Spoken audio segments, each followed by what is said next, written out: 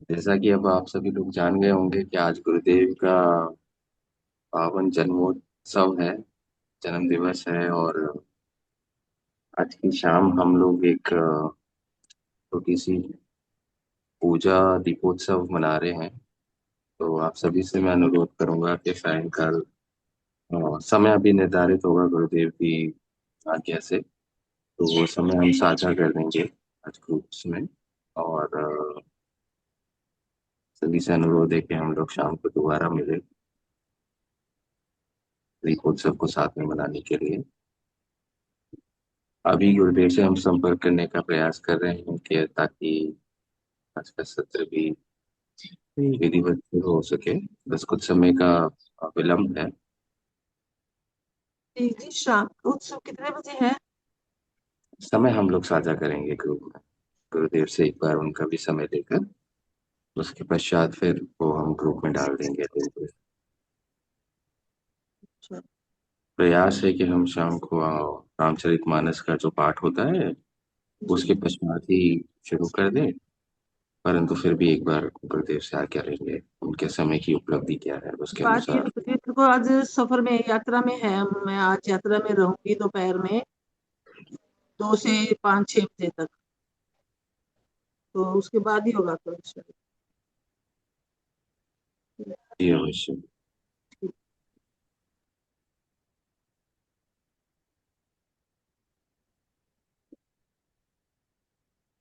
कुछ समय दीजिए, हम संपर्क करने का प्रयास करेंगे जैसे।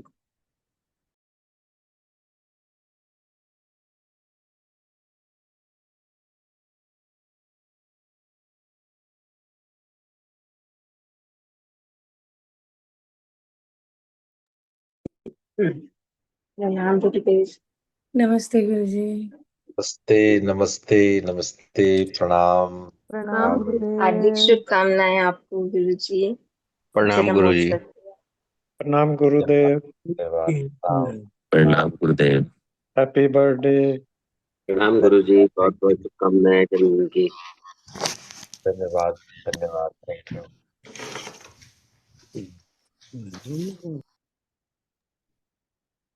राम गुरु जी। प्रणाम प्रणाम। आप सभी लोगों का बहुत बहुत धन्यवाद।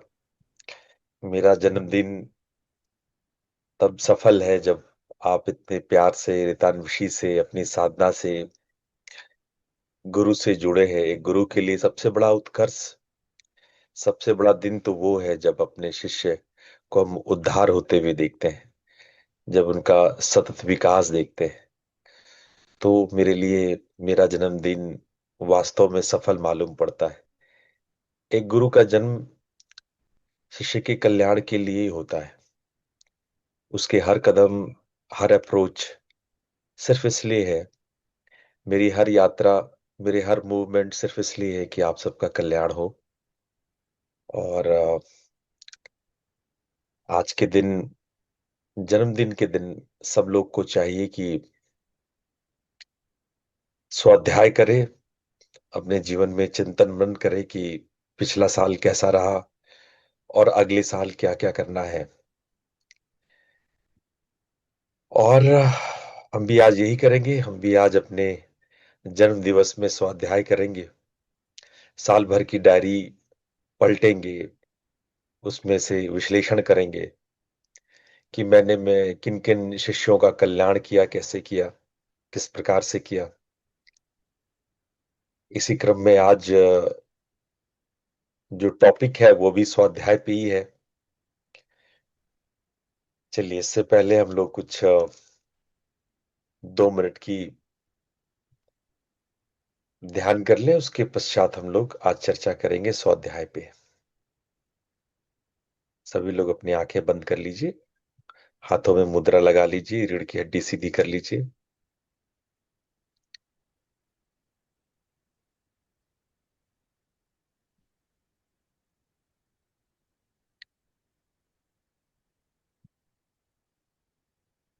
अपने पूरे शरीर को बिल्कुल स्थिर, शांत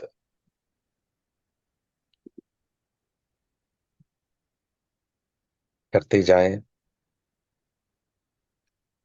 जितना स्थिर हो सके बिल्कुल स्टेडी एंड काम। सबसे पहला स्वाध्याय शरीर का होता है। जिस शरीर में हम जन्म लेते हैं, जीवन भर जो हमारी पहचान है, उस शरीर के प्रति सजग बनेंगे।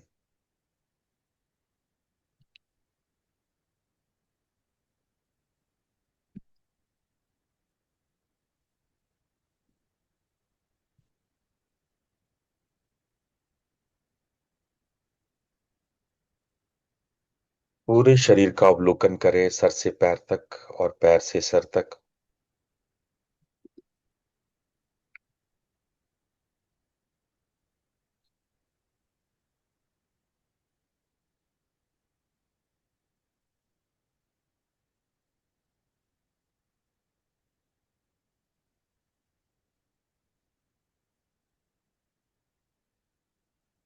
जहां तक कहीं भी तनाव खिंचाव है, उसे मुक्त करें। आपका पूरा शरीर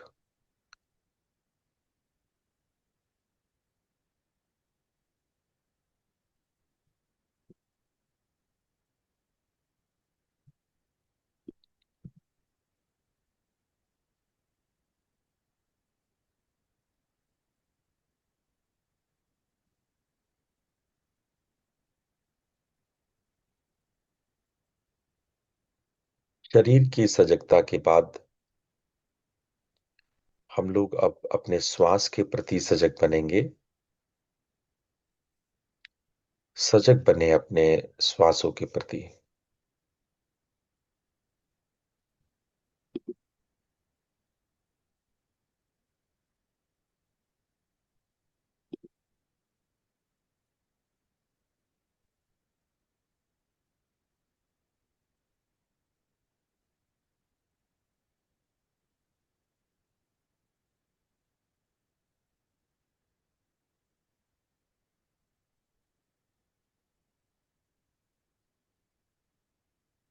श्वास की गति, श्वास का स्पर्श और तापमान,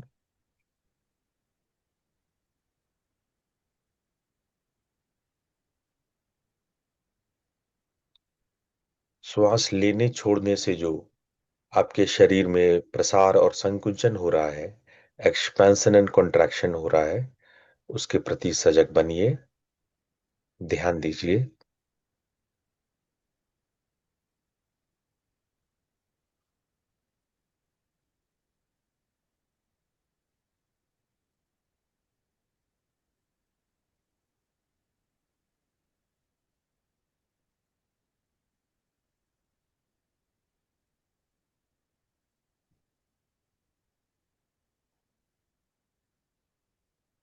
श्वासों के मध्य अंतराल है, कुछ सेकंड या फ्रैक्शन ऑफ सेकंड के लिए आप पॉज लेते हैं। एक नेचुरल पॉज होता है। श्वासांतराल के प्रति सजग बनिए, ब्रेथ इंटरवल के प्रति सजग बने।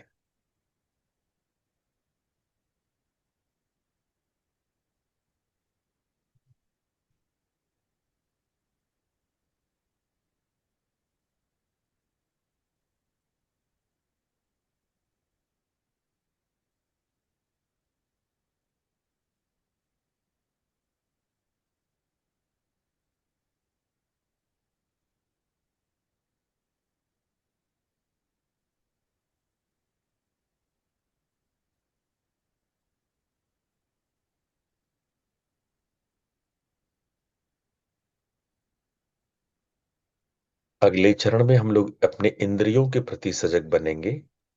पहले गंध के प्रति,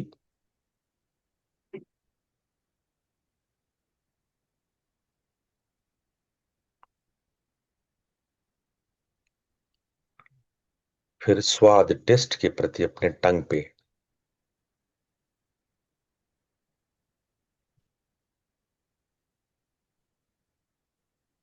आंखों के पीछे किसी भी कलर को, प्रकाश को या डार्क शेड ऑफ डार्कनेस के प्रति आप सजग बनिए। दृश्य संवेदना।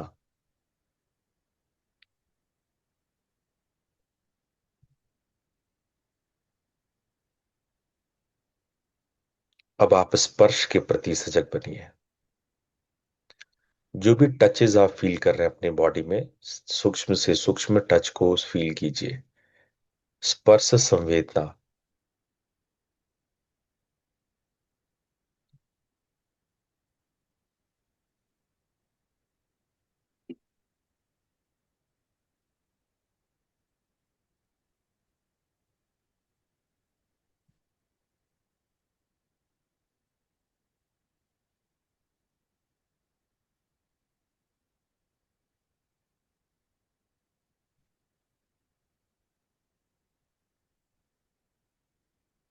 और आप अपने श्रवण इंद्रिय के प्रति, सुनने के प्रति सजग बने।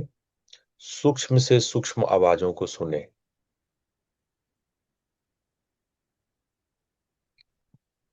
श्रवण संवेदना। ये पांचों संवेदनाएं इनपुट्स आप प्रकृति से लेते हैं। दृष्टा बनिए अपने ज्ञानेंद्रियों के प्रति। गंध, रस, दृश्य, स्पर्श और शब्द, इनको ग्रहण करने वाला हमारा घ्राण इंद्रिय, स्वाद इंद्रिय, हमारा दृश्य इंद्रिय,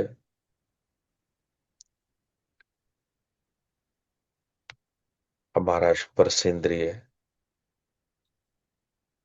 और श्रवण इंद्रिय, इन पांचों के प्रति आप सजग हैं और इनपुट्स लेते हुए अपने ज्ञानेंद्रियों को एक दृष्टा की भांति, एक साक्षी की भांति देख रहे हैं।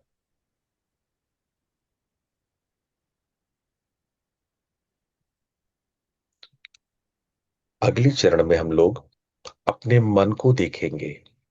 मन में उठने वाले विचारों को एक दृष्टा की भांति देखिए। मन में विचार आते हैं, जाते हैं, ठीक वैसे ही जैसे आप सड़क किनारे ट्रैफिक में गाड़ियों को आते जाते दिखते हैं। कोई भी विचार हो, चाहे कंस्ट्रक्टिव हो, डिस्ट्रक्टिव हो, पॉजिटिव हो, नेगेटिव हो, उसको आने और जाने दीजिए। लेट इट गो कीजिए। जैसे ट्रैफिक में चाहे बस हो, ट्रक हो, छोटी गाड़ियां हो, कार हो, मोटरसाइकिल हो, आते जाते आप देखते हैं, उसी प्रकार बिना इन्वॉल्व हुए, बिना अटैच हुए, बिना रस लिए, बिना उसको एंटरटेन किए हुए एक साक्षी बनिए। एक न्यूट्रल दृष्टा, एक निरपेक्ष साक्षी, निरपेक्ष दृष्टा।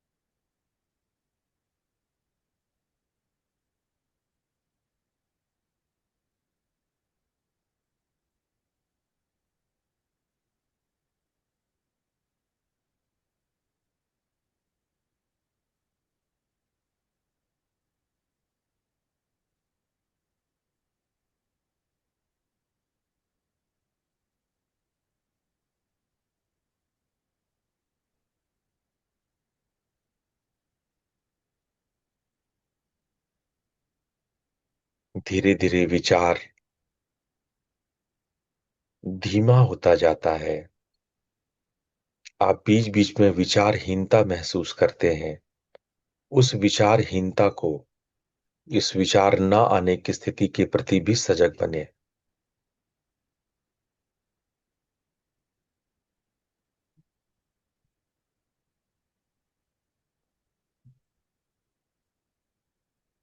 यह अभ्यास आपको उस शून्य तक ले जाएगा जिस शून्य में आप शांति को और आनंद को महसूस कर सकते हैं।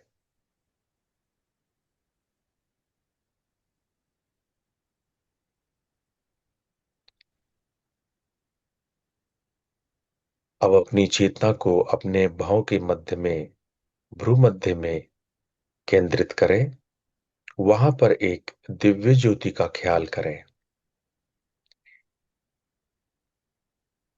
इस ज्योति का ख्याल करते हुए हम लोग 3 बार ओम मंत्र का उच्चारण करेंगे और साथ साथ शांति पाठ करेंगे। लंबा और गहरा श्वास लीजिए। ओ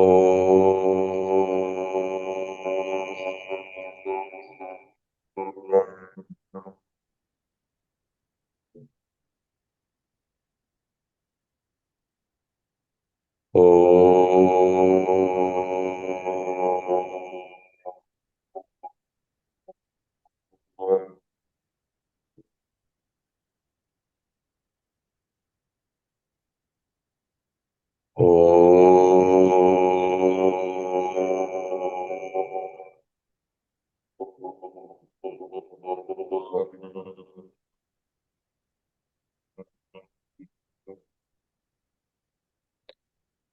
ओम असतो मा सद्गमय तमसो मा ज्योतिर्गमय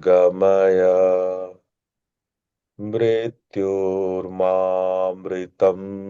गमय। ओम शांति शांति शांति।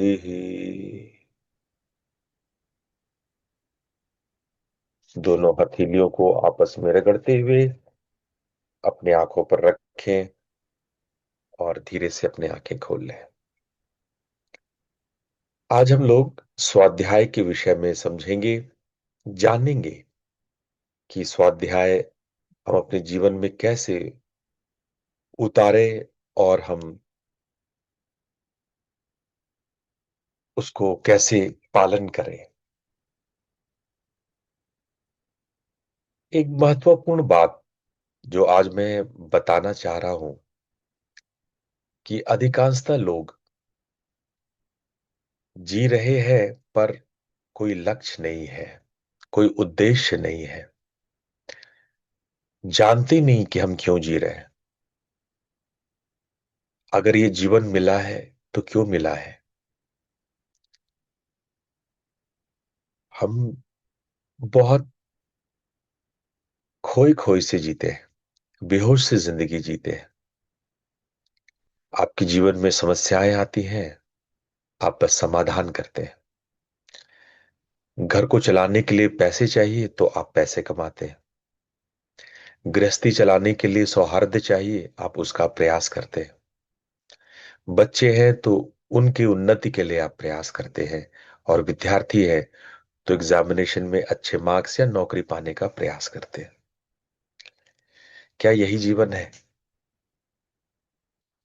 क्या प्रकृति ने जो परिस्थितियां दी हैं उन परिस्थितियों में दोलाए रहना, डोलते रहना, क्या यही जीवन है? आप जाके देखो अपने जीवन में करते क्या हो, तो आप देखोगे कि आप बस प्रकृति ने आपको जो दे दिया, समाज ने आपको जो व्यवस्थाएं दे दी, बिना ज्यादा विचार किए बस उसमें आप बहते चले जाते हो। जैसा कल मैंने बताया था, 7 घंटे तो आप मोबाइल पे बिता लेते हो, लेकिन क्या इस गहन चिंतन में आप समय दे पाते हो?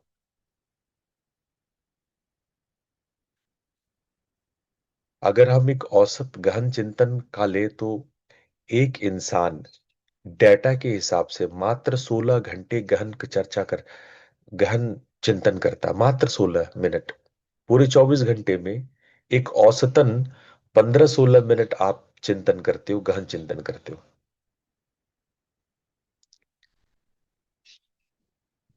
और जब आपका ध्यान टूट जाता है मोबाइल की वजह से और अन्य कारणों से, पुनः आपको वापस एकाग्र होने में 23 मिनट लगते हैं। ये साइंटिफिक है। हर 4 में से एक युवा चिंता और अवसाद की समस्याओं से गुजर रहा है। किसी को डिप्रेशन है, किसी को एंजाइटी है। अच्छे लक्ष्य पे पहुंच जाने के बाद भी हमने देखा है कि लक्ष्य और पैसा सब प्राप्त हो गया तो भी मन में शांति नहीं, जीवन व्यथित ही मालूम होता है। आज के दिन में इन सब तथ्यों पर विचार करना, जो हर सुबह मैं आपको एक टॉपिक लेके आता हूं और हम लोग सुबह चर्चा करते हैं, चिंतन मनन करते हैं, ये स्वाध्याय क्रांति नहीं, आवश्यकता है। जब आपके आसपास के शोर असीमित हो जाए, तब भीतरी मौन की साधना ही एकमात्र उपाय है। आइए इस उपाय को थोड़ा सा और विस्तार से देखते हैं। स्वाध्याय का अर्थ क्या होता है? स्वाध्याय का अर्थ होता है स्वयं का गहन चिंतन। बहुत लोग स्वाध्याय का अर्थ लेते हैं किताब को पढ़ना। स्वाध्याय का अर्थ सेल्फ स्टडी को मतलब है बुक्स लेके पढ़ना, और उसमें से भी आध्यात्मिक किताबें, फिलोसफिकल बुक्स नहीं। वो माध्यम हो सकता है। दर्शन आपके स्वयं के अध्ययन के लिए माध्यम हो सकता है। जब आप किताबें पढ़ते हैं, चिंतन मनन में उतर सकते हैं आप। वो चिंतन मनन में उतारना किताब एक माध्यम है, लेकिन किताब पढ़ने को स्वाध्याय नहीं करते कहते। स्वयं के गहन अध्ययन, स्वयं आप स्वयं क्या हो।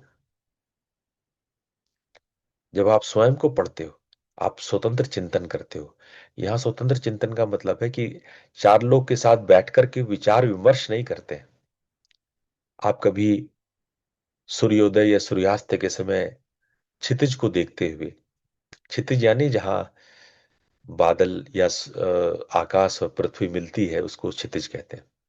तो कभी क्षितिज की ओर निहारते हुए स्वयं पे जब खो जाते हैं कि मैं कहाँ, क्या, कैसे, क्यों, तब वो स्वाध्याय का स्वरूप लेता है। हाँ, ये जरूर है कि जब आप प्राचीन ग्रंथों को पढ़ते हैं, अपने शास्त्रों को पढ़ते हैं, तो ऐसा करना सरल हो जाता है। आपको विचार करने के लिए आवश्यक तथ्य और तर्क मिल जाते हैं। और जब आप आत्मावलोकन करते हैं, अपने विचार, अपने भाव और उस क्रिया के प्रति साक्षी होते हैं, तब तो मानो चमत्कार होने लगता है। आपके पढ़े हुए, सोचे हुए, विचार किए हुए सारी चीज आपके जीवन में उतरने लगता है। आपका मनन आचरण में बदलने लगता है। तो स्वाध्याय केवल पुस्तक पढ़ना नहीं है, अपने आत्मा को पढ़ना है।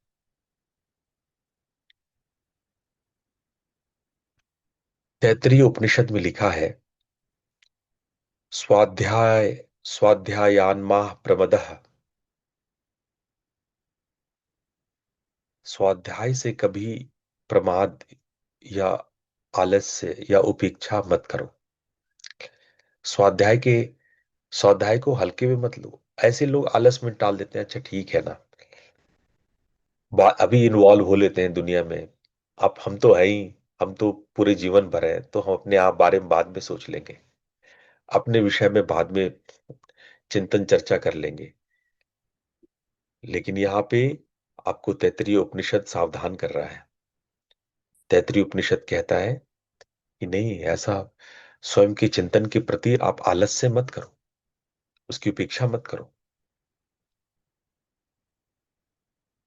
वेदाचार्य कह रहे हैं कि स्वाध्याय जितना यज्ञ पूजा, जितना आपका ध्यान करना, मेडिटेशन करना अनिवार्य है, आपका भोजन करना, सोना, काम पे जाना अनिवार्य है, उतने ही आपका चिंतन मनन करना, कॉन्टेम्पलेट करना, आपको स्वयं में उतरना उतना ही आवश्यक है। तो हम सभी का सबसे पहला कर्तव्य है कि हम स्वाध्याय करें।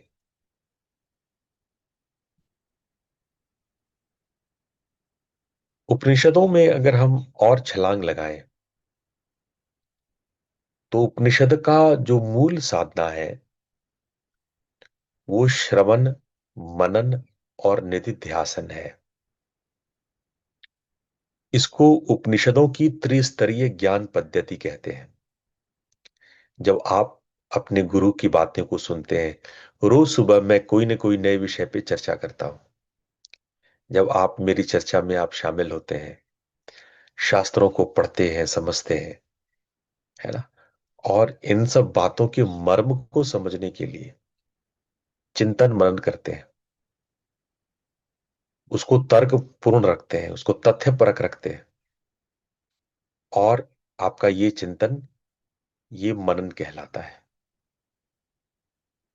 और जब आप ये करते हैं, जब तो लगातार आप अपने जीवन में उसको उतारने लगते हैं, आप निरंतर ध्यान करने लगते हैं, तो जीवन में उन चिंतन मनन को उतारना वो ध्यान और एकाग्रता का अभ्यास बन जाना, ये निधिध्यासन कहलाता है। वृहदारण्यक उपनिषद में लिखा है, श्रोतव्यो मंतव्यो निधिध्यासित्व सितव्य। तो इनको आप जब अभ्यास करेंगे, इवन मैं यहां पे दो रेफरेंस और देना चाह रहा हूं, योग सूत्र और भगवत गीता। योग सूत्र में दूसरे अध्याय के 44वें सूत्र में है, स्वाध्यायादिष्ट देवता संप्रयोग। यानी अगर आप स्वाध्याय करते हैं, चिंतन मनन करते हैं, तो आपके इष्ट देवता का साक्षात्कार हो जाता है। बताओ कितना गहरा है ये अभ्यास। आप सोचते हो कि आपकी पूजा पाठ से, आपकी अगरबत्ती दिए जलाने से भगवान प्रसन्न होते हैं। ग्रंथ कहता है, हमारे शास्त्र कहते हैं कि नहीं, स्वाध्याय से इष्ट देवता की साक्षात्कार होते हैं। जो पढ़ा जाता है, जिस पर मनन होती है, उससे साधक की चेतना एकात्म हो जाती है। और तो और महर्षि पतंजलि ने 5 यम और 5 नियम बताए। उन नियम में स्वाध्याय भी एक महत्वपूर्ण नियम है।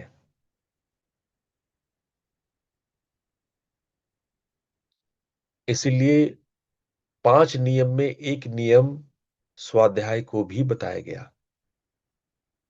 भगवत गीता कहता है, ज्ञान यज्ञेन चाप्यन्ते यजंतो मामुपासते। जो लोग ज्ञान यज्ञ से मेरी उपासना करते हैं, उसमें गहन स्वाध्याय ही सर्वोच्च है। जितने भी ज्ञान योगी हैं, जो ज्ञान से परमात्मा को पाना चाहते हैं, उनके लिए स्वाध्याय सर्वश्रेष्ठ है। तो हम बार बार चिंतन मनन करके ही अपने उपलब्धि को पा सकते हैं। इसीलिए शास्त्र तो हजारों साल से जानता था। अब विज्ञान भी शास्त्रों की भाषा, हमारे वेदों की भाषा अब बोल रहे हैं। विज्ञान भी सिद्ध करते हैं कि 50% आपकी बेहतर स्मृति तब होती है जब आप स्वाध्याय करते हैं, स्व परीक्षण करते हैं। आप केवल पढ़िए। मैं विद्यार्थियों को एक बात कहता हूं, जो लोग अध्ययनरत हैं, अगर आप जो भी पढ़ते हैं, पढ़ने के बाद सोने से पहले 10 मिनट, 15 मिनट, आधे घंटे, या दिन में कभी भी जब आप एकांत हो, आंख बंद करके उन सभी बातों को जो आज आपने स्कूल में, कॉलेज में पढ़ा है, या किसी विद्या का आप अर्जन कर रहे हैं, जैसे ज्योतिष है या जैसे कोई अन्य शास्त्र यदि आप पढ़ रहे हैं, अगर आप पुस्तक पढ़ने के बाद आंखें बंद करके उन सभी बातों को दोहराते हैं, उसको स्वयं से जोड़ते हैं, उस पर मनन करते हैं, तो आपकी स्मृति 50% बेहतर हो जाती है। और ये आपका चिंतन मनन आपके 25% तनाव को कम करता है। यहां पे एक बात का ख्याल रखिए, चिंता और मनन में बहुत अंतर है। जब मैं चिंतन मनन की बात कर रहा हूं तो चिंता करने के लिए नहीं कह रहा हूं। चिंता अलग विषय है। चिंता डिप्रेशन लाता है। चिंता और इस स्वाध्याय में क्या फर्क है? चिंता आप जब भी करेंगे तो अपने पास्ट एक्सपीरियंस के प्रति जो दुख है, जो तकलीफ है, जो वेदना है, उसको आप दोहराते हैं। उसको कहते हैं चिंता करना। यही नहीं, चिंता करना उसे भी कहते हैं जब आप भविष्य के प्रति भयभीत होते हैं, भविष्य के लिए आपके मन में कोई पूर्वाग्रह होता है, भविष्य के लिए आप परेशान होते हैं। ये सारे चीज चिंता बढ़ाने वाला है। मैं चिंता के लिए नहीं कह रहा हूं, मैं कह रहा हूं चिंतन मनन के लिए, स्वाध्याय के लिए।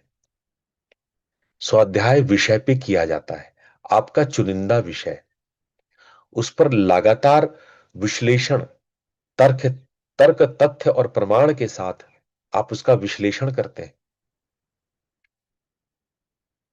होश में, बिल्कुल बेहोशी से नहीं करते हैं कि आपका मन बह रहा है, आप कहीं भी बह जा रहे हैं, बल्कि पूर्ण होश में, पूर्ण सजगता के साथ आप एक एक विषय, प्रोज एंड कॉन्स उसका निकालते हैं। उसके सारे छोटे छोटे बारीक से बारीक बातों बातों पर आप वितर्क करते हैं, तर्क करते हैं, अपने मन ही मन उसका विश्लेषण करते हैं। मैं इसे कह रहा हूं, मैं इसे स्वाध्याय कह रहा हूं। तो यदि आप ऐसा करेंगे तो आप पाएंगे कि 25% आपका तनाव कम हो गया। और ये कोई मेरा विचार नहीं है, ये एक वैज्ञानिक जो पेन बेकर है, 1997 में उन्होंने ये शोध प्रकाशित किया था ऑक्सफोर्ड यूनिवर्सिटी से, मैं उसकी बात कर रहा हूं। ये सारे रिसर्च वैज्ञानिकों ने अपने शोध में निकाला है। कोई भी आदत बनाने में आपको 21 दिन से 66 दिन लगते हैं।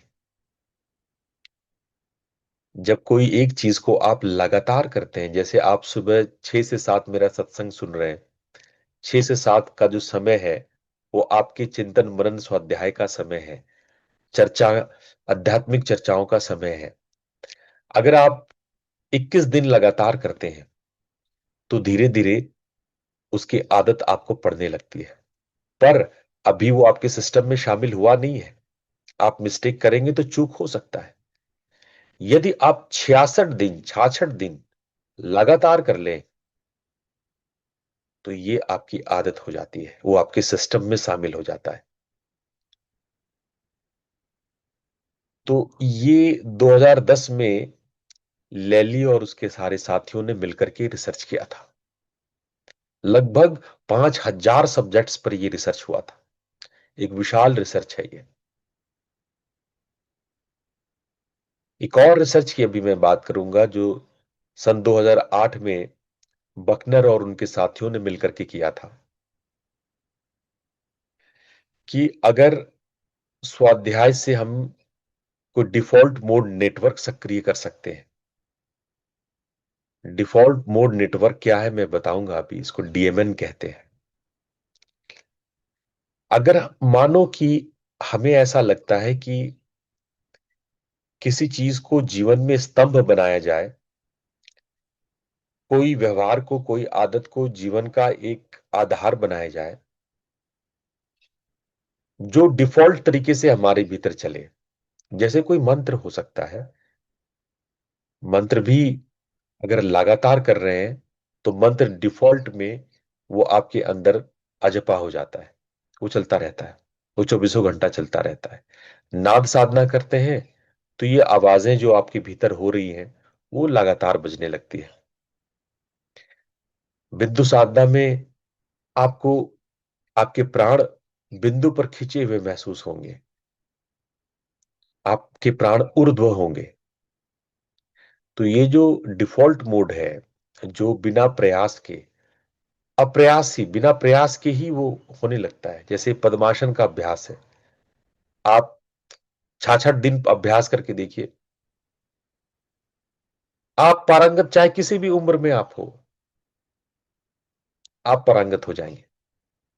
इसको कहते हैं डीएमएन, डिफॉल्ट मोड नेटवर्क। इस पर बहुत काम मॉडर्न साइकोलॉजी ने किया है, हमारे विज्ञान ने किया है। तो दो अलग अलग जगत हैं, लेकिन किताब एक ही है। अब इसको हम समझते हैं कि क्या क्या पहलू है, और उसका पढ़ने से और स्वाध्याय करने से क्या फर्क होता है। जैसे मान लो आप केवल पढ़ते ही हो, केवल उसको सुनते हो, जैसे आपने मेरी बात सुन ली केवल कि हाँ भाई गुरुजी कहते हैं कि मोबाइल डिजिटल डिटॉक्स करना चाहिए, तो मेरी बातों को केवल जानकारी तक रखोगे तो कभी भी उद्देश्य पूर्ण नहीं होगा। अगर परिवर्तन करना है तो उसके बारे में मनन करना पड़ेगा। जो मैं कहता हूं उस पर आप मनन करो, चिंतन करो, सोचो। कई लोग कहते हैं ये बात कि गुरुजी जब प्रोग्राम में जाते हैं तब तो बड़ा अच्छा साधना वगैरह रहता है, आपके साथ होते हैं तो बड़ा बढ़िया साधना रहता है, और फिर घर जाते हैं तो वही ढाक के 3 पात, फिर वैसा ही हो जाता है। क्यों हो जाता है? क्योंकि आप मनन नहीं करते, आप चिंतन नहीं करते, आप स्वाध्याय नहीं करते। जब मैं आपको विषय देता हूं, मैं आपको बीज, आपके आपके मन में बीज डालता हूं, लेकिन उसमें खाद पानी नहीं दोगे, उस पर स्वाध्याय नहीं करोगे, तो पौधा कैसे निकल के आएगा? पौधा तो तब निकलेगा जब उसमें आप खाद पानी डालेंगे। आपको, आप केवल अगर मेरी बातें सुन लेते हैं, आपका बौद्धिक विकास तो हो सकता है, बुद्धि में तो बात जा सकती है, लेकिन आप उस नॉलेज को विजडम नहीं बना पाएंगे। उस नॉलेज को पचा करके ये आपके ब्लड में आ जाए, वो चीज नहीं हो पाएगा, वो केवल बौद्धिक स्तर पे रह जाएगा। हम जो जो चीज आपको सिखा रहे हैं उसको आप सूचनाओं का संग्रह मत बनाइए, आप डेटा मत तैयार कीजिए इंफॉर्मेशंस का। सारे इनफॉर्मल डेटा तैयार कर लेते हो कि हाँ गुरुजी ने क्या। बहुत लोग तो मेरी बातें इसलिए संग्रह करते हैं ताकि उनको आगे क्लास में, अपने ही क्लास में सुनाना है, किसी को बताना है। मेरी बात की उल्टियां करते हैं फिर वो। नहीं, इसके लिए आप, इससे कुछ नहीं होगा। इसको संग्रह करने से, मेरी बातों को कलेक्ट कर लेने से, जैसे बहुत लोग किताबें खरीदते हैं और उसको जमा करते जाते हैं, पढ़ते नहीं है। क्या फायदा? ऐसा किताबों का लाइब्रेरी बना करके क्या कर लोगे? सड़ जाएंगे किताब, पुराने हो जाएंगे, फिक जाएंगे, कौड़ियों के दाम पे बिक जाएंगे। संग्रह करने से नहीं, उसको पचाने से होता है। उस पर मनन कीजिए। जो बात मैं कह रहा हूं उसका, उसको मनन में लाइए, चिंतन कीजिए, मनन कीजिए, उसको आचरण में उतारिए। श्रवण मनन निधिध्यासन।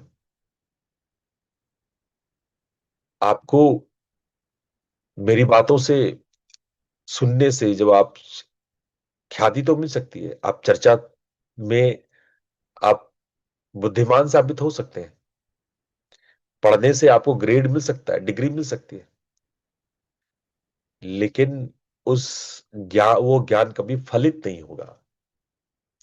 वो ज्ञान तो फलित तभी होता है जब वो आपके बोध में आता है, जब आपके जीवन में उतरता है, तब कहीं जाकर के आप उस मुक्ति पद को पाते हैं। वरना ज्ञान तो कई बार बंधन हो जाता है।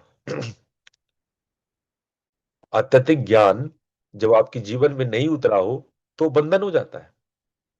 हाँ, बहुत सारे लोग ज्ञान तो इकट्ठा कर लेते हैं लेकिन जीवन में नहीं उतारते, और ऐसे लोग बहुत संशय में, मार में फंस जाते हैं।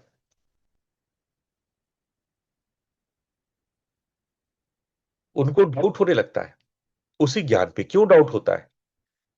क्योंकि वो ज्ञान को आपने जीवन में उतारा ही नहीं। अरे जीवन में उतारोगे तभी तो पता चलेगा। अब मान लो कोई डॉक्टर ने कोई दवा दिया, आप दवा को बड़े प्यार से बड़े श्रद्धा से संभाल के रख दिए, उसको खाए ही नहीं। अरे भाई, जब तुम दवाई को खाओगे ही नहीं तो कैसे पता चलेगा कि वो ठीक और ठीक कैसे होगे? तो वो चिंतन मनन करके उसको जीवन में उतारने की बात होती है। और ऐसे लोग के मन में मार आता है, शंका आता है, संदेह आता है, पता नहीं गुरुजी सही है कि नहीं, पता नहीं गुरुजी जो बात कहते हैं वो जीवन में संभव भी है या नहीं, पता नहीं गुरुजी की बातें काल्पनिक है या सही है। अरे जब तुम उसको संग्रह करके रख लोगे तो कहां से वो बात तुम्हें सच मालूम पड़ेगा, यथार्थ कैसे मालूम होगा? उसको जीवन में उतारना पड़ता है, नहीं तो क्या होगा? भूल जाओगे। हम कई कई बार अपनी पुरानी बात पूछ लेते हैं तो लोग चुप हो जाते हैं, वो भूल जाते हैं जो बात मैंने अक्टूबर नवंबर में बताई होगी। जैसे फॉर एग्जाम्पल, मैंने आप लोग को अक्टूबर नवंबर में श्री विद्या के बारे में गूढ़ ज्ञान दिया था। अगर मैं पूछ लूं कि नवा आवरण में कौन कौन सा, मैंने क्या क्या किन किन देवियों की बातें बताई थी नाइन्थ आवरण में, आप में से कौन बता सकता है? हाथ खड़े करके बोल दो कि आपको याद है नवे आवरण में आप क्या करते हो। नहीं, क्योंकि आपने उस पर चिंतन मनन नहीं किया। आप अपने अंदर झांक के देखो। मैं 13वां आवरण बता दो, चलो नवा नहीं बताओ, 13वां आवरण बता दो। और श्री विद्या की क्लास में आप जितने भी हो उनमें से 90% लोग आए थे, क्लास अटेंड किया था आपने, लेकिन क्यों भूल गए उसको? क्योंकि उस पर आपने मनन नहीं किया, उस पर चिंतन नहीं किया। लेकिन अगर आप उसको मनन करते हो, स्वाध्याय करते हो, तो जीवन भर बना रहता है। अगर ज्ञान को केवल सुन लोगे तो हाँ, आपको लगेगा कि हाँ ये ज्ञान तो मैं जानता हूं। नाग सूत्र, हाँ हाँ मैं जानता हूं, गुरु जी से सुना हूं। गीता पढ़ा दिया, हाँ मैं गीता पढ़ा हूं। आपको ये धोखा हो जाता है, आपके अंदर में ये एक पाखंड आ जाता है कि मैं जानता हूं, बल्कि आप जानते होते हो नहीं। कोई पूछेगा तो खट से आप कह दोगे हाँ हाँ गुरुजी ने नाथ सूत्र पढ़ाया है, मैं मुझे पता है। लगभग लगभग 290 नाथ सूत्र हैं, जिसमें से कि 250 नाथ सूत्र तो गुरुजी ने पढ़ाया ही है। अरे 250, 250 सूत्रों को भी बता दो।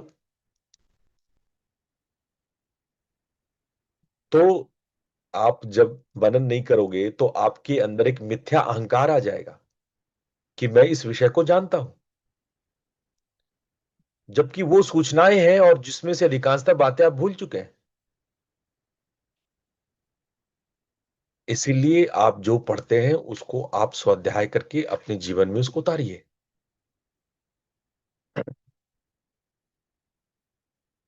कोई भी ज्ञान है, साधना है, उसको 4 स्तर पर 4 दिशाओं में उतारना चाहिए। 4 दिशाओं में उसका विकास होना चाहिए। एक बौद्धिक, एक मनोवैज्ञानिक, नैतिक और आध्यात्मिक। जब आप उस पर तर्क करते हैं, उस पर विश्लेषण करते हैं, तो आपके ज्ञान का विस्तार होता है। आप नए दृष्टिकोण कोण को, नए व्यूज को आप आत्मसात करते हैं। आपकी क्रिटिकल थिंकिंग का विकास होता है।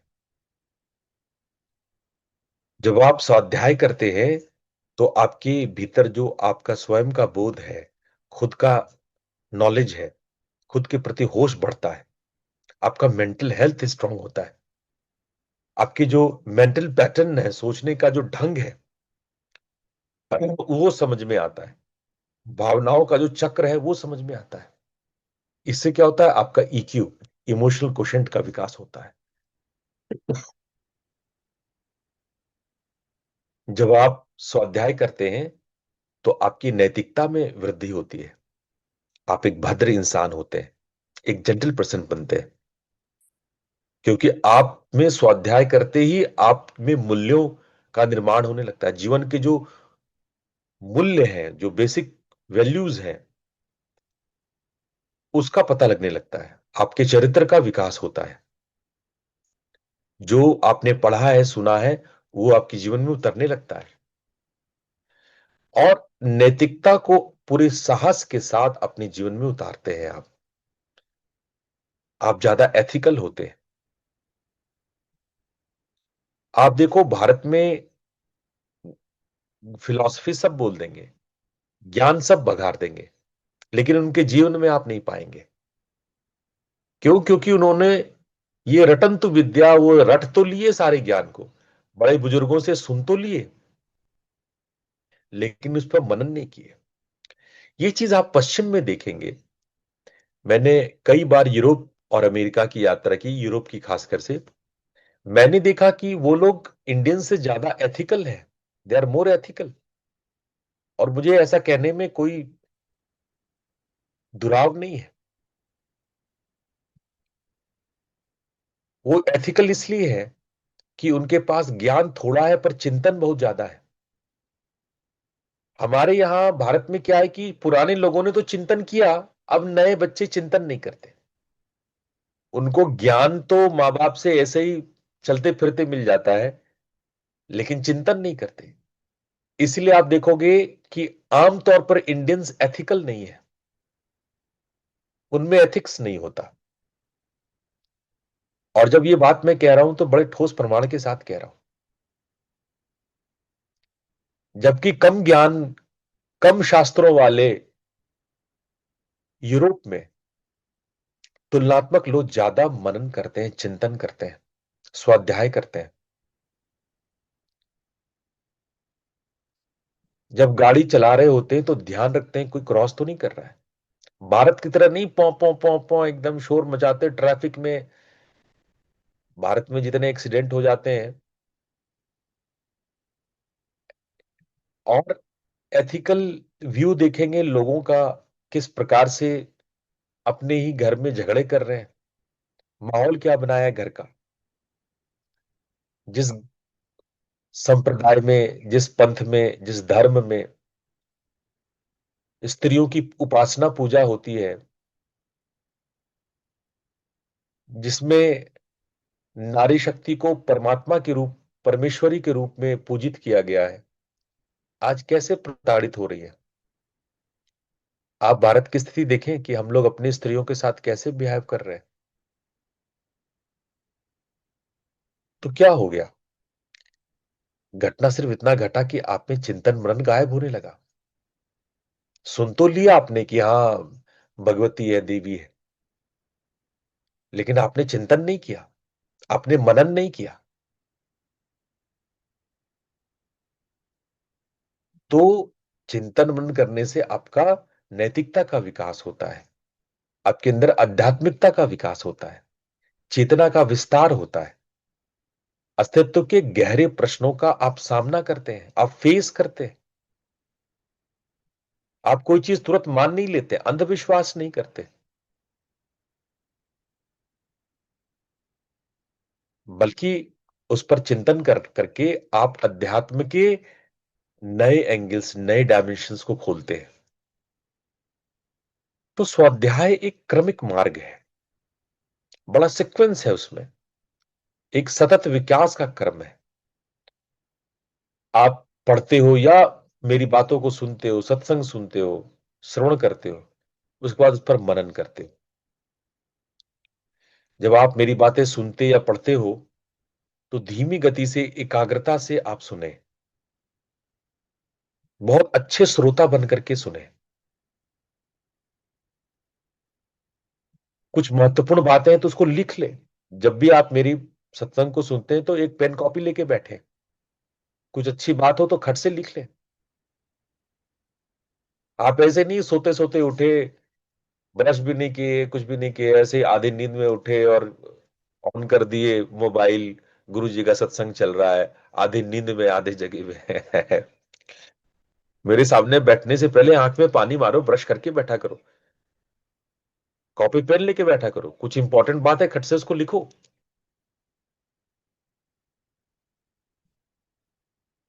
फिर जब जो पॉइंट्स आपने लिखे उस पर आप मनन करो। पूछो अपने आप से, जो गुरुजी बोले हैं उसको हम अपने जीवन में कैसे लागू कर सकते हैं, या फिर उन पर कोई प्रश्न तो बनता है क्या? गुरुजी जो बताए हैं वो तार्किक है, तथ्यपरक है, क्या वो शास्त्रों के अनुकूल है? मैंने अपने सत्संग में कभी भी शास्त्रों के विरुद्ध नहीं बोला।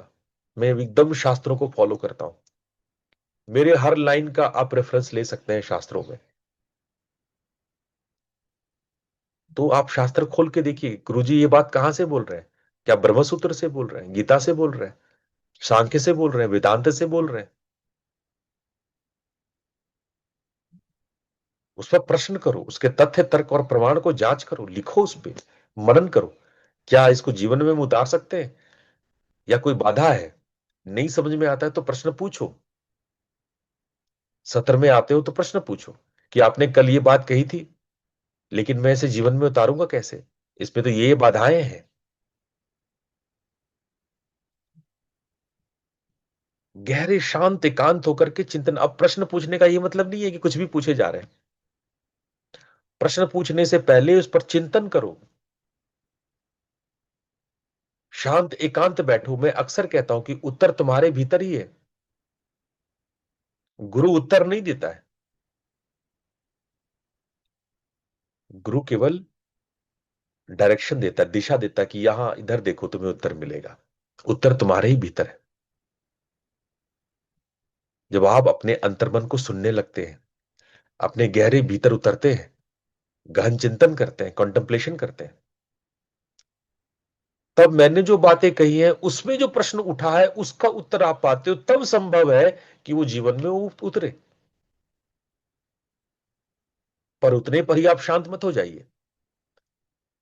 फिर जो आपने चिंतन मनन के बाद जो आपने प्रश्नोत्तरी पाई है, उस प्रश्नोत्तरी को शॉर्ट नोट्स बनाइए। उन अनुभवों को, उन विचारों को, उस अंतर्दृष्टि को, कि हाँ मैंने गुरुजी की बातें सुनी, उस पर चिंतन मनन किया, ध्यान किया, खूब मेडिटेशन करी, और उससे मैंने ये पॉइंट्स पाए। उसको डायरी में लिखिए और कोशिश कीजिए कि वो आचरण में आए। तो ये आपका प्रोसेस है, ये क्रम है। इस क्रम को याद रखिए। श्रवण, मनन, चिंतन, लेखन और आचरण, ये 5 स्टेप्स हैं। स्वाध्याय से आपको क्या मिलेगा? स्वाध्याय से आपको अपनी शक्ति और सीमाओं का पहचान होगा कि आप में स्ट्रेंथ क्या है, आप में वीकनेस क्या है, आपकी एम्बिशन क्या है, आपकी नीड क्या है। इसका ज्ञान आपको होगा। आपकी एकाग्रता बढ़ेगी, आपका फोकस बढ़ेगा, आपका मेमोरी पावर बढ़ेगा। जो आपका नॉलेज, जो सरफेस नॉलेज है, वो डीप अंडरस्टैंडिंग में बढ़ता जाएगा। आपके चरित्र में दृढ़ता आएगी। एक गहरे गंभीर इंसान की तरह आप निखरेंगे। आंतरिक ईमानदारी, एक ऑनेस्टी आएगी। जब आप मेरे को सुनकर के भूल जाते हो, मेरी बातों को भूल जाते हो, आपको अगर ये याद नहीं है कि श्री विद्या के 13वें अध्याय 13वें आवरण में मैंने क्या बताया था, तो आप ईमानदार नहीं हो। You are not honest. एक शिष्य के प्रति आप ऑनेस्ट नहीं हो। शिष्य के क्या गुण होते हैं? क्या कभी सोच के देखा है कि आप कितने अच्छे शिष्य हो? आपको गुरु अच्छे मिल गए, चलो अच्छी बात है। पर क्या अपने आप को आपने तौला है कि क्या आप अच्छे शिष्य हो? केवल गुरुजी को प्रणाम बोलना, नमस्ते बोलना और उनकी बातों को सुन लेना अच्छा शिष्यत्व तो नहीं है। उनकी बातों को याद रखना, चिंतन मनन करना, नोट्स और डायरी बनाना, उसको जीवन में उतारना, ये शिष्यत्व का लक्षण है। शिष्यत्व का मतलब होता है ग्राह्यता। क्या आप मेरी बातों को ग्राह्य कर रहे हो? चिंतन करो। और यदि आप ऐसा करते हो तो आपके अंदर में एक आंतरिक ईमानदारी डेवलप होती है, एक इनर ऑनेस्टी डेवलप होती है। आप कितने ऑनेस्ट हो ये पता लगता है, और ये ऑनेस्टी जब डेवलप होती है तो एक आप सच्चे इंसान होते हो। और एक सच्चे इंसान के अंदर में ही परमात्मा प्रवेश कर सकता है।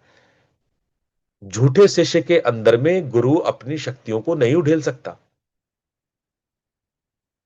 आप जांच करो कि आप कितने अच्छे शिष्य हो।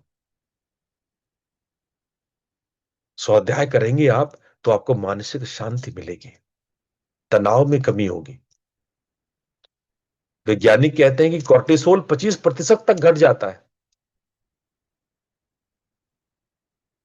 अपने जीवन में विद्यार्थी बनने का ललक रखो। बहुत जल्दी लोग गुरु बनना चाहते हैं, सोचते हैं कि बस थोड़ा सा ज्ञान मिल गया, बस बढ़ चढ़कर वो अपने शेखी बघारने लगते हैं। नहीं, आप विद्यार्थी बनो, be a learner, don't be the teacher, be a learner. अपने पूरे जीवन को विद्यार्थी बनाओ, सीखो। हम क्यों नहीं कर पाते? क्योंकि हमारे भीतर आलस्य है, प्रोकास्टिनेशन है, हर चीज को टालम टोल करने की आदत है। अच्छा चलो ठीक है ना, गुरुजी कह दिए, कह दिए, फिर भूल जाते हैं। दोबारा हम सोचते भी नहीं गुरुजी सुबह में क्या बोले, सुबह 6 से 7 क्या बोले, पूरे दिन भर में वो कभी आता भी नहीं है। बहुत लोग होंगे यहां पे ऐसे। यही सबसे बड़ी बाधा है।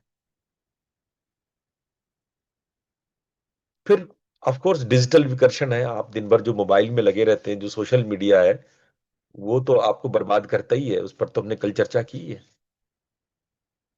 कुछ लोग ऐसे होते हैं कि चाहते हैं कि एकदम क्विक परिणाम हो। गुरुजी ने कह दिया एक दिन बैठ गए ध्यान में, उनकी कुंडली जग जाए। अरे साधना धीमी होती है। धीरे धीरे रे मना धीरे सब कुछ होए, माली सींचे 100 घड़ा, ऋतु आए फल होए। चाहे माली चाहे गुरु 100 शास्त्रों का ज्ञान भी उड़ेल दे, लेकिन जब ऋतु आता है तब फल होता है।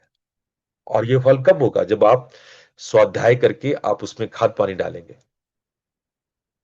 और धीरे धीरे जब मौसम आएगा तब वो खिलेगा।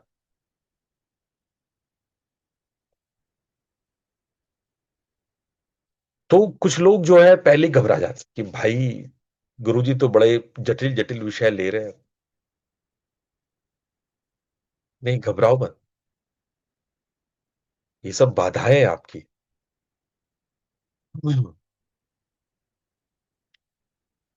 अगर शुरुआत करना है बस अभी से करो। 2 मिनट का नियम बनाओ, केवल 2 मिनट। बस 2 मिनट के लिए सोचो, गुरुजी ने जो बोला शाम में सोचो, शाम में या रात में सोचो, जो गुरुजी ने आज कहा था जरा मैं 2 मिनट लिख लूं। कोई भी, चाहे चाय पीने के समय, भोजन करने के बाद, सोने से पहले, कोई भी एक बेस बनाओ, स्वाध्याय का एक स्तंभ बनाओ। किसी भी आदत के साथ चिपका लो उसको, कि चाय पिएंगे तो मनन करेंगे, स्वाध्याय करेंगे, डायरी बनाएंगे। जब खाना खाएंगे या सोने से पहले, कोई भी एक टाइम में आप उसको चिपका लो। कोई समय निर्धारित कर लो, 20 मिनट का कोई समय निर्धारित कर लो कि सुबह जब नहा धो के पूजा पाठ कर लेंगे, गुरु जी का सत्संग हो जाएगा, सब कुछ सेटल हो जाएगा, 20 मिनट का समय को निकाल लो, स्थान और समय निश्चित कर लो। ये डायरी बनाना बहुत आवश्यक है बेटा। डायरी बनाओ, डायरी बहुत आवश्यक है। अपने मन में कम से कम 21 दिन का संकल्प करो कि मैं रोज डायरी लिखूंगा। और सबसे अच्छी बात है जो कुछ लोग कर भी रहे हैं, डायरी लिखो, अपने चिंतन मनन के पॉइंट्स लिखो, मेरे को भेज दो। कुछ नहीं करना, आपको व्हाट्सअप करना है, गुरुजी को भेज देना है। मेरा नंबर आप सब लोग को पता है, मेरा व्हाट्सअप भी हमेशा खुला रहता है। आप मेरे को भेज दो, चलो जो कुछ भी आपने स्वाध्याय किया आप मेरे को भेज दो। इतना भी कर दोगे तो काम बनने लगेगा। साधना डायरी आपके अंतर्मन का दर्पण है, ये केवल नोटबुक नहीं है। मैं डायरी डायरी डायरी डायरी कई सालों से चिल्ला रहा हूं, लेकिन आप है कि आपके कान में जूं तक रेंग नहीं रहा है। ये आपके आत्म विकास का जीवंत मानचित्र है। प्रतिदिन जब आप इसमें लिखते हैं तो आप केवल शब्द नहीं, आप अपने जीवन का इतिहास लिखते हैं। तो आप 21 दिन का ट्रैकर बना सकते हो। मेरे को भेजो ना, जो भी आप प्रयोग करो अपने ऊपर, मेरे को लिख लिख के भेज दो। दैनिक परिशिष्ट बना सकते हो, उसमें आपने क्या पढ़ा, क्या सीखा, आत्मावलोकन किया, कोई साधना संकल्प, ये सब बातें। या उसका साप्ताहिक समीक्षा करो, वीकली, और उसको मेरे को भेज दो सारे पॉइंट्स लिख करके कि आज सप्ताह में हमने क्या क्या देखा, क्या क्या मनन किया, गुरु की किन किन बातों को मैंने आज अपने जीवन में इस सप्ताह उतारा या सीखा या योजना बनाई। तो मासिक, मंथली भी कर सकते हो ऐसा। तो यदि आप अपने प्रतिदिन के 15-20 मिनट ये 6 प्रश्न पूछते हो, तो ये आपके जीवन का एक महत्वपूर्ण मोड़ आ सकता है। एक महत्वपूर्ण टूल है जो आप कर सकते हो। कोई भी समय निकालो, लेकिन 15-20 मिनट का समय आप अपने ऊपर बिल्कुल देने की कोशिश करो। 21 दिन ये अभ्यास करो। पहले 7 दिन प्रारंभ होता है, अगले 7 दिन स्थिरता आती है, और अंतिम के 7 दिन रूपांतरण होता है। 21 दिन से पहले कुछ भी इफेक्ट नहीं होता। लोग 4-5 दिन मुद्रा करते हैं, गुरुजी मुद्रा मैंने लगाया, कुछ असर नहीं हो रहा। अरे 4-5 दिन में क्या ही असर होगा? 7 दिन में तो प्रारंभ होता है, ऊर्जा फंक्शन में आना शुरू होता है। उस स्टेबल होने में अगला 7 दिन लगाता है, 14 दिन में जाके वो ऊर्जा आपकी मुद्रा में स्टेबल होगा, और रूपांतरण फिर उसके अगले 7 दिन में होता है। 21 दिन में जाकर के आपकी कोई मुद्रा फंक्शनल होती है। तो स्वाध्याय का भी इसी तरह से है। तो 5 स्तर पे आपको एकीकरण करना है।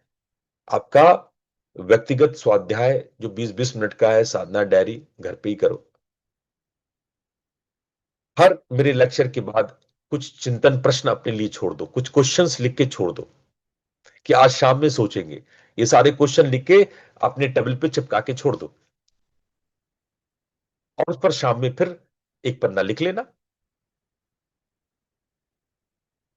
यानी तो ऐसा भी कर सकते हो कि 4-5 लोग मिलके ऐसा करो कि हर सप्ताह जयपुर चैप्टर में या फिर दिल्ली चैप्टर बनाए, वहां पे आपस में सब लोग मिले, एक साप्ताहिक मुलाकात कर सकते हो, और उस विषय पे चिंतन मनन अपनी अपनी बातें रख सकते हो, मेरे साथ शेयर कर सकते हो। हम चाहते हैं कि महीने में एक बार तो हम सबसे बात ही करें, पर आप आगे नहीं बढ़ोगे तो मैं कैसे आगे बढ़ूंगा? या आप एक कदम बढ़ाओगे तो मैं 2 कदम बढ़ा दूंगा, लेकिन आप आगे नहीं बढ़ोगे तो कैसे होगा बताओ? तो आप 21 दिन ये अभ्यास करके देखो। आप मेरे जो मैं सिखाता हूं, मैं जो उस पर आप चैप्टर बनाओ, एक उस पर सारी बातें आप लिखो, अपने संकल्प लिखो, है ना? आप पिछली बार क्या सुने, क्या बदले, उसको आप शास्त्रों से जोड़कर देखो, उसके सभी आयाम पर, उसके सही डायमेंशन पर आप फोकस हो, उसको अडॉप्ट करने के लिए उसको मेडिटेट करने की कोशिश करो, समूह में उस पर चर्चा करो, डायरियां बनाओ, अपने हिसाब से डायरियां बनाओ। महाभारत में लिखा है शांति पर्व में, स्वाध्याय से बड़ा कोई यज्ञ नहीं, स्वाध्याय से बड़ा कोई तप नहीं। ये हमारे ग्रंथ कह रहे हैं। स्वामी विवेकानंद कहते हैं कि जो आप अपने आप को जानता है वह सब कुछ जानता है, जो बाहर खोजता है वो भटकता रहता है। जेम्स क्लियर कहते हैं, your mind is your greatest asset, sharpen it with daily reflection, for what you don't examine you can't change. तो आज से ही आप संकल्प लो कि आज 11 अप्रैल गुरुजी के जन्मदिन के दिन में, गुरुजी के जन्मदिन के अवसर में मैं गुरुजी को एक गिफ्ट करना चाहता हूं। वो गिफ्ट क्या है? मैं रोज 20 मिनट स्वाध्याय करूंगा, करूंगी। मैं रोज गुरुजी को अपने मन सूत्रों को भेजूंगा, भेजूंगी। संकल्प करो, इसको लिख करके अपने स्टडी टेबल के आगे चिपका लो। तो जब आप ऐसा करोगे तभी मेरे जन्मदिन का गिफ्ट मुझे मिलेगा। मुझे ऐसा लगेगा कि हाँ, आज मेरा जन्मदिन सफल रहा, आज मेरा जन्मदिन का गिफ्ट मुझे आप लोग की तरफ से मिला। और वो गिफ्ट होगा जब आप अपने स्वाध्याय, अपने मनन, अपने विश्लेषणों को आप नित्य मेरे को भेजने का संकल्प करें। अरे नित्य नहीं भेजो तो अल्टरनेट डेज में भेज दो भाई। इतने भी गए बीते हो तो चलो हफ्ते भर में एक दिन तो भेज दो। अगर वो भी नहीं भेजे तो फिर आपका गुरुजी से कोई बहुत ज्यादा लगाव है नहीं, है ना। गुरु को गुरु मानते हो नहीं, बस केवल सुन लेते हो। तो इसलिए मुझे अगर आप प्रेम करते हो तो प्रेम पत्र लिखो। और प्रेम पत्र यही है कि आप अपने स्वाध्याय को विश्लेषण करते हुए अपने मनन चिंतन को कुछ पॉइंट्स बना करके आप कम से कम साप्ताहिक, सप्ताह में एक दिन मुझको भेजो। तो आज से आप लोग संकल्प करो कि हम रोज नहीं तो सप्ताह में एक दिन तो अवश्य ही अवश्य गुरु जी को अपनी बातें लिख के भेजेंगे, पॉइंट्स वाइज लिख के भेजेंगे। तो मेरी आप लोगों से यही कामना है कि अगर मेरे जन्मदिन में अपना प्रेम प्रदर्शित करना चाहते हैं तो स्वाध्याय अवश्य करें। आप सब लोग का जीवन सफल हो, कल्याण हो। प्रणाम। प्रणाम गुरु जी। प्रणाम प्रणाम गुरु जी। गुरु जी। प्रणाम। प्रणाम गुरु जी।